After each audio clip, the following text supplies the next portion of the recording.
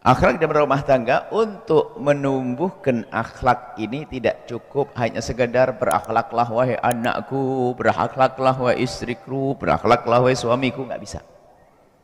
Tapi akhlak itu dibungkus oleh satu lingkungan. Dibungkus oleh satu lingkungan sehingga gepok tular, sehingga saling berakhlak. Nggak boleh sepihak.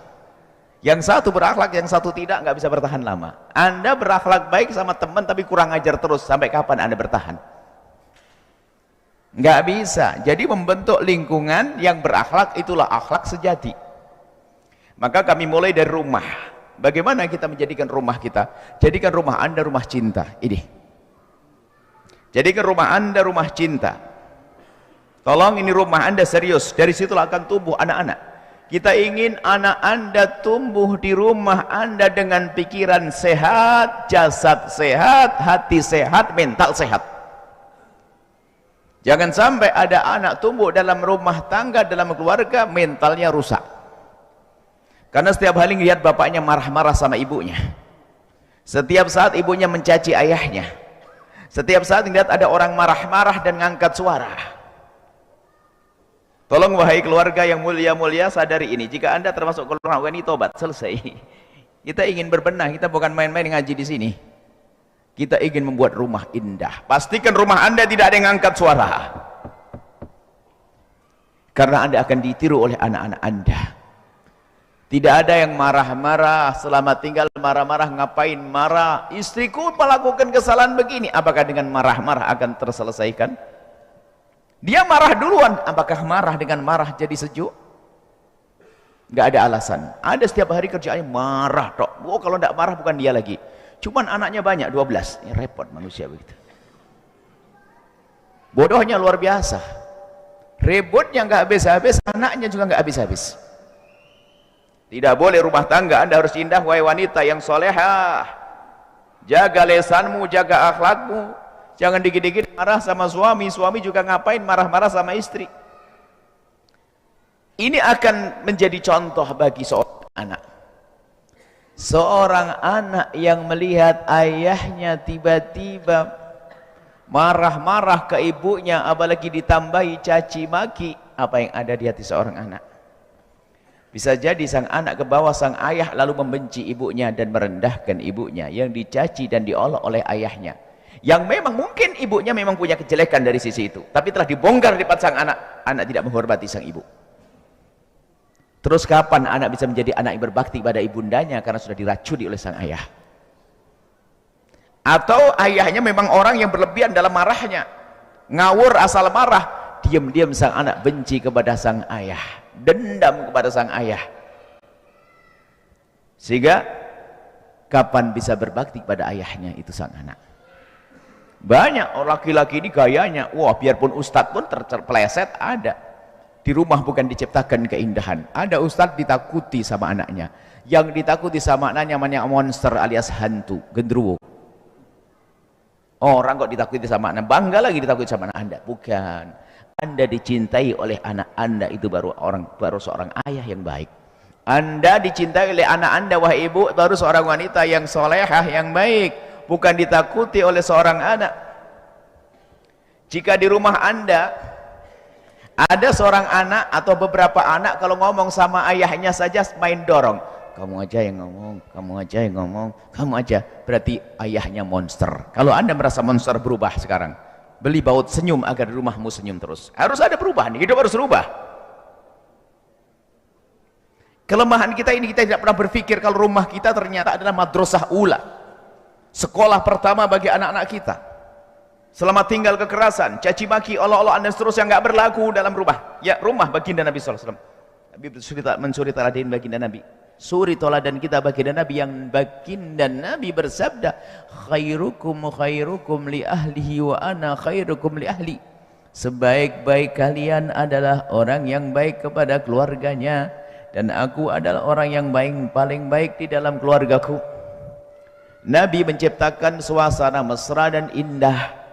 Sampai Nabi digambarkan kalau baginda Nabi itu berada di medan laga begitu gagahnya, seperti tidak pernah kenal kemesraan.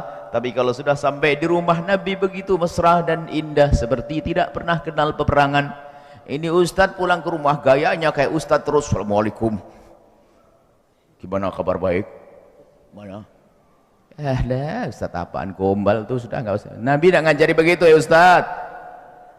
Apalagi mungkin seorang direktur sebuah perusahaan, wah paling keren, paling gede perusahaannya, pulang, so, gayanya actionnya, tinggalkan actionmu gitu. Itu direktur di meja direksi sana. Sampai di rumah tebar senyum, cari mana anakku, mana istriku. Suasana di rumah ini adalah madrasah yang dahsyat, madrasah kepada pikiran anak kita, membentuk pikiran anak kita, membentuk mental anak kita, membentuk hati anak kita. Coba Anda bayangkan saja jika Anda punya anak, suami istri lagi duduk di rumah, anaknya pulang sekolah, kemudian sang anak mau bersalaman dengan sang ayah. Di saat mau mengambil tangan sang ayah, ayah mengangkat tangannya. Oh tidak sayang, kata baginda Nabi, ibumu 3 kali, jadi dahulukan ibumu sayang, ke ibu ya. Diantarkan sang anak bergegas ke tempatnya sang ibunda, ingin bersalaman. Di saat akan mengambil tangan ibunda, ternyata sang ibundanya pun mengangkat tangan. Oh tidak sayang, imamnya di rumah kita ini adalah ayahmu, sana ayo ke ayah. Sang anak bingung, tapi bingungnya bingung kagum, dan itu akan tertanam di hatinya penghormatan. Bayangkan wahai ibu yang solehah, wahai bapak yang soleh, tiba-tiba anak anda lagi buka pintu dari kamar yang melihat anda di ruang makan, tak taunya sambil suap-suapan berdua. Apa yang ada di hati sang anak? Indah ibuku dan ayahku. Tertanam penghormatan, diam-diam tertanam penghormatan. Gak berani sang anak itu melanggar ibunya, sebab kalau aku melanggar ibu, ayah pasti marah, karena ibu kompak dalam cinta dengan ayahku. Tapi buka pintu berantem, caci maki. Kadang itu orang punya ilmu, kadang orang banyak duit, kan yang jelas itu orang bodoh. Dia telah mendidik anaknya untuk menjadi orang keras. Kalau anda bodoh, anda tinggal mengatakan saya tobat, selesai. Pengajian kami tidak panjang hari ini, makanya sedikit keras, pengen kerasa betul. Saya pengen anda pulang mesra, anda pulang indah, berubah, tobat. Tapi kuncinya nggak boleh nyalain pasangan, tapi keras kepala nyalain pasangan. Hanya karena tempatnya berbeda saja. Kadang-kadang kalau sama istrinya jajar begini, kalau sama istrinya atau sama suaminya, kalau Guya lagi ngomong begini, kalau suami harus gini, langsung istri ngomong, dengar tuh Pak, dengar tuh, dengar. Ini model istri yang, atau kalau lagi ngomong seorang istri yang baik harus gini, suaminya loh, nah, dengar makanya dengar. Bukan begitu. Anda wahai suami yang belajar di sini, keras di masjid ini, tapi rindu hasilnya adalah anda lembut di rumah anda. Setelah ini anda tidak akan mengangkat suara lagi. Anda malu mengangkat suara dengan anak-anak anda, dengan masa depan anak anda. Anda sekolahkan anak anda, anda ingin mengatakan anda berakhlak, anda pondokkan anak anda katakan anda harus kenal Allah dan Rasulnya. Anda telah merusak, anda telah mengenalkan anak anda dengan iblis yang sombong berbentuk seorang ayah, iblis yang sombong bentuk seorang ibu. Mana mungkin anak bisa baik? Harus serius kita.